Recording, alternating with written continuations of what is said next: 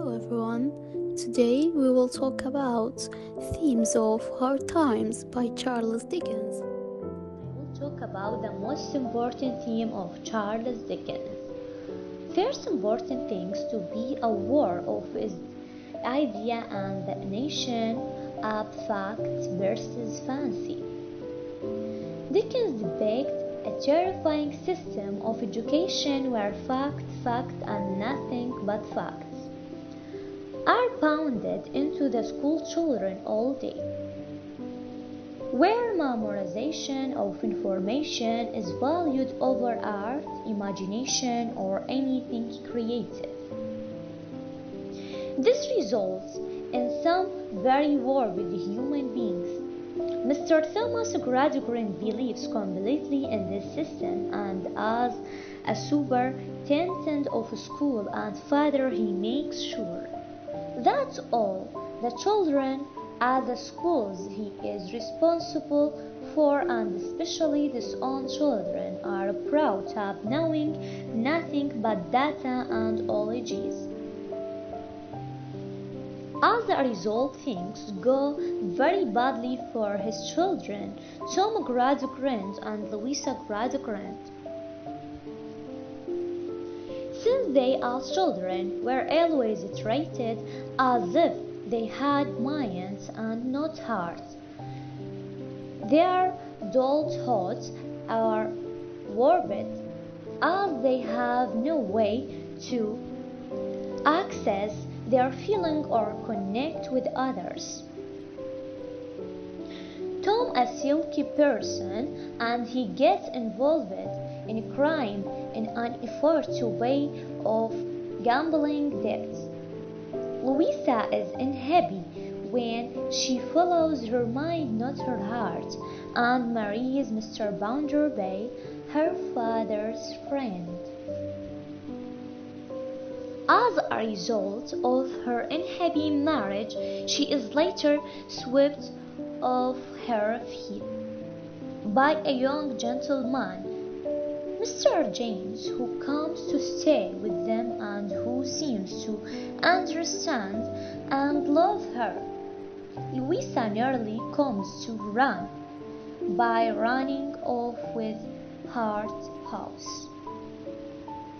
Cissy Job was encouraged when she was little to dream and imagine and love her father dearly, and therefore she is in touch with her heart and feeling and has empathy and emotional traits.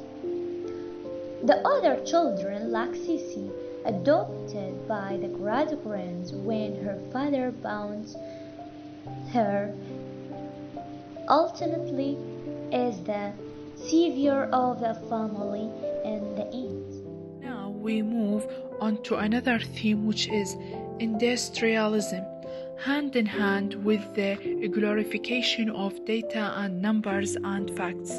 In the schoolhouse is the treatment of the workers in the factories of Cooktown as nothing more than machines, which produce so much per day and are not thought of as having feelings or families or dreams.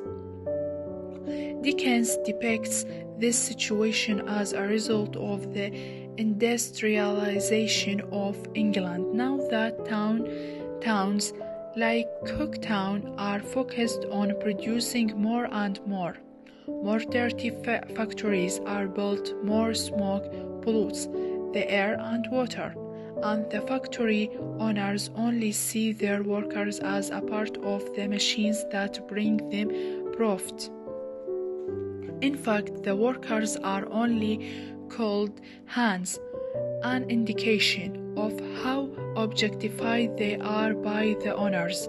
Similarly, Mr. Gradgrind children were brought up to be minds.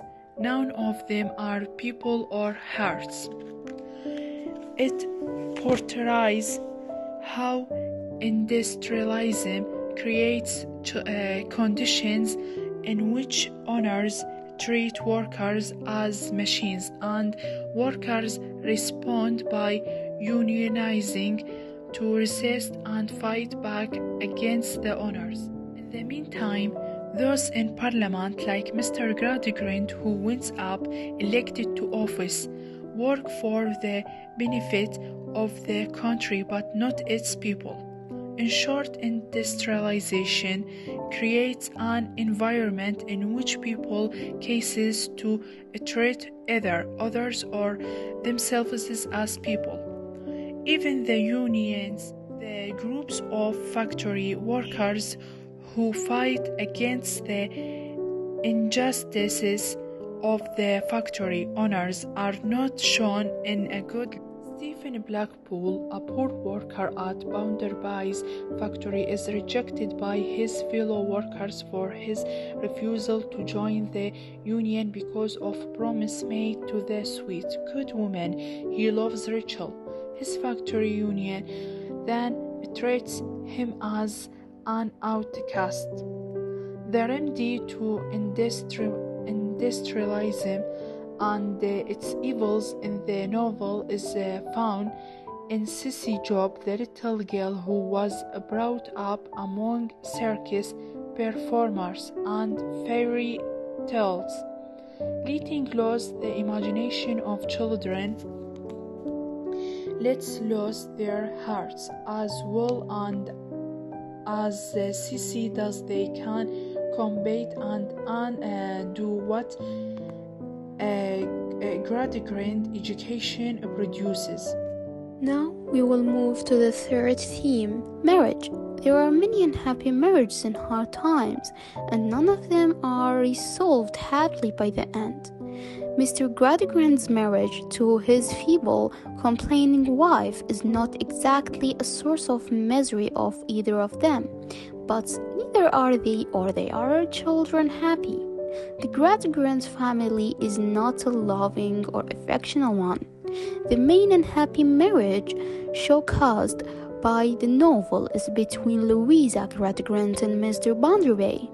Louisa marries him not out of love, but out of a sense of a duty to her brother Tom, the only person in the world she loves and who wheedles her into saying yes, because he works for Bounderby and wants to improve his chance at rising in the world.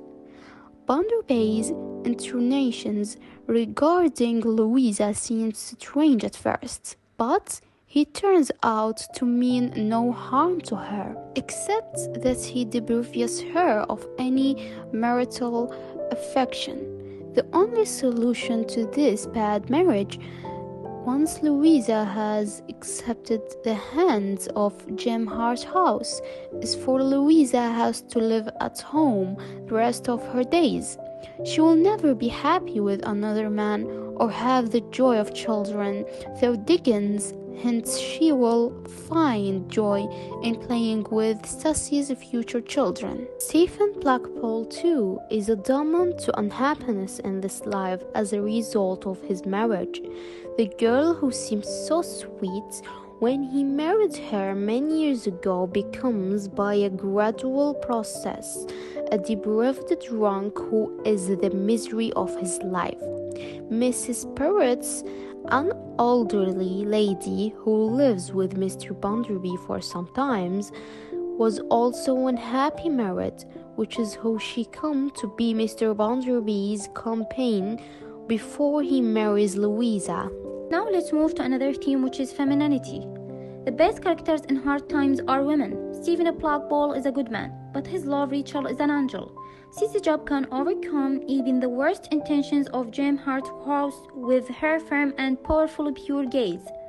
Louisa, as disadvantaged as she is by her troubled upbringing, managed to get out of her crisis at the last minute by fleeing home to her father for shelter, in contrast to her brother, Tom, who chooses to commit a life-changing crime in his moments of crisis. Through these examples, the novel suggests that the kindness and compassion of the female heart can improve with an education of facts, and the industrialization has done to children and to the working middle class. Still, not all the women in the novel are paragons of goodness. Far from it. Mrs. Sparset's a comic example of femininity gone wrong. She cannot stand being replaced by Louisa. When Bunderby marries and watches the progression of the affair between Louisa and Jim Harthouse with glee, as she attempts to catch them in the act of eloping and ultimately fails, she is portrayed as a cruel, ridiculous figure. Stephen Blackpool's wife, meanwhile, is bleakly portrayed as a hideous, drunken prostitute. Women in the novel seem like a potential cure to the perils of industrialization, but also the most at peril from its corruption.